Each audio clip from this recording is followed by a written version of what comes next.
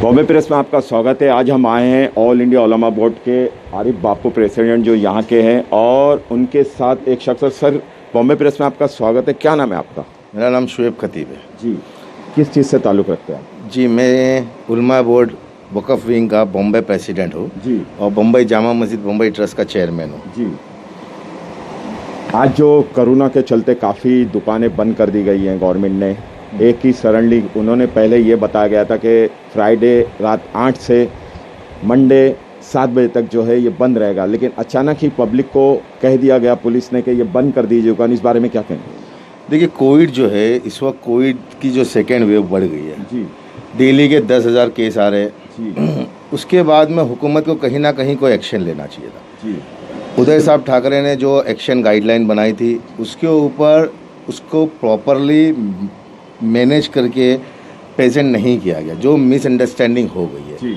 अभी हमारे पास कहीं सोर्सेज से पता चला है कि हुकूमत जो है वापस से उस गाइडलाइन और जीआर के ऊपर बैठी है नज़रसानी करने के लिए। सिर्फ दुकानें बंद करने का गम नहीं है, आज जो मसाजिद बंद हो गई है और आने वाला रमज़ान हमारे लिए बाबरकत महीना है जी, वो भी हमारे लिए बहुत अफसोस की बात है। उलमा बोर्ड जो है इसको लेकर और जामा मस्जिद बम्बई ट्रस्ट ने एक मुहिम चलाई थी 2 रोज़ पहले, जब यह ऑर्डर पास हुआ कि बम्बई के जितने भी मसाजिद के ज़िम्मेदार है वो अपने लेटर हेड पर एक रिक्वेस्ट लेटर उदय साहब ठाकरे को और बम्बई गवर्नर को एक या तो मेल के थ्रू या तो हार्ड कॉपी डिस्पैच करें। अल्हम्दुलिल्लाह सुम्मा अल्हम्दुलिल्लाह उलमा बोर्ड और जुमा मस्जिद ऑफ बम्बई ट्रस्ट की इस कोशिश की बुनियाद के ऊपर तमाम मसाजिद ने उस मुहिम के अंदर साथ दिया और अल्लाह की याद से उम्मीद है कि उस मुहिम के ऊपर अल्लाह ना कुछ रास्ता मसाजिद को लेकर करेगा और रमज़ान के अंदर बाबरकत महीने में जो पिछले साल हमारे हालात गुजरे हैं अल्लाह उससे बेहतरीन नज़र देगा और इबादत करने का पूरा मौका देगा। काफ़ी लोग जो है दुकान बंद करने के अलावा भी मस्जिदें और जो भी धार्मिक स्थल हैं उन्हें भी बंद कर दिया गया है। वही कह रहा हूँ ना आपको कि उस जो गाइडलाइन आई थी, जो गवर्नमेंट का जो SOP आया था, वो SOP सेक्रेटरी ऑफ मुंबई की तरफ से जो आया था उसको लोगों के समझने में मिसअंडरस्टैंडिंग हुई जी कि गवर्नमेंट का पहला जो SOP था कि भाई फ्राइडे नाइट से लेके मॉर्निंग सुबह 7 बजे तक के पूरा 100% लॉकडाउन है। उसके बाद में जो कैटेगरी दी गई थी कि शॉप्स को लेकर, हॉस्पिटल्स को लेकर, मसाजिद को लेकर, रिलीजियस पैलेस को लेकर कि किस तरीके से उस SOP पे अमल करना है, हम समझ नहीं पाए और सडनली जो है वो गवर्नमेंट ने GR को अप्रूवल करके लोकल पुलिस चौकी के अंदर और जितने भी BMC के ओहदे हैं, शोहदे हैं, सारी जगह पर उन्होंने उसको अप्लाई कर दिया। सबसे इम्पॉर्टेंट बात मैं ये बताता हूँ कि पुलिस अपना काम कर रही है गवर्नमेंट के GR के ऊपर। अगर हमको कहीं प्रोटेस्ट करना है या हमको कहीं अपनी बात स्ट्रांगली रखनी है तो वो हमारे एरिया के MLA, MP और नगर सेवक के पास रखनी है। पुलिस का काम जो है वो कोई लॉ एंड ऑर्डर को संभालना है, वो कोई GR अप्रूवल नहीं लाते हैं।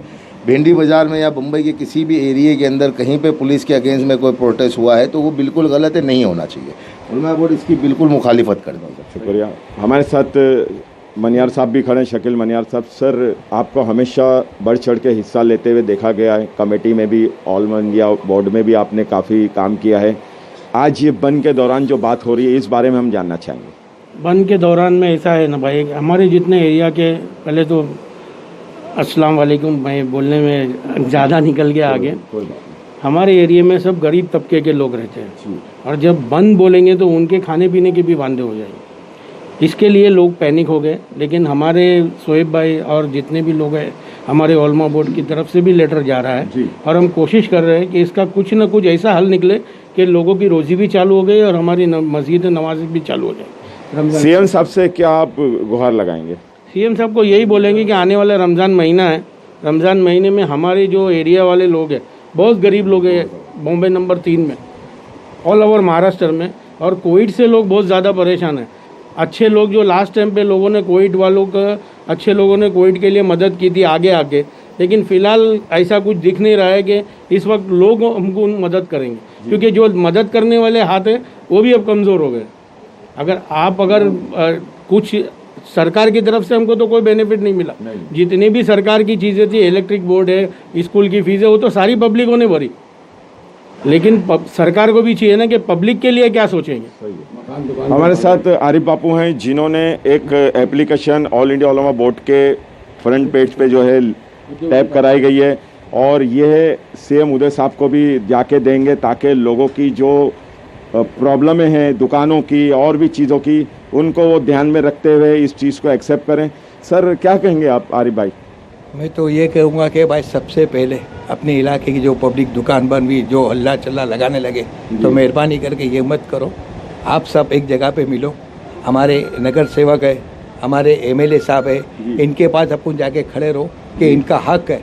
जिस तरह अपन कोर्ट में जाते तो जज के सामने अपन खड़े रहते हैं पर अपना एडवोकेट ही लफड़ा करता है। इसी तरह से हम लोग चाहते हैं हमारे एमएलए और नगर सेवक हमारे लिए आवाज़ उठावे, वहाँ तक पहुँचावे कि हमारी आवाज़ चिल्लाते पर वहाँ तक पहुँचती नहीं है। पर मेहरबानी करके हमारे इलाके के एमएलए साहब, नगर सेवक साहब, हर इलाके के वो लोग जरा हेल्प करें और हमारी मदद करें। और जहाँ तक एमएलए साहब को, नगर सेवक को हम रिक्वेस्ट करते हैं कि कई दुकानें बंद है, समझो 20-25 दिन महीने भर की बंद हो जाएगी, तो मैं ये चाहता हूँ आप अपने इलाके में जाके कहीं ऐसे घर है जिसपे खाने की तकलीफ होगी, आप आपकी पॉकेट भेज दीजिए 20-22 दिन का।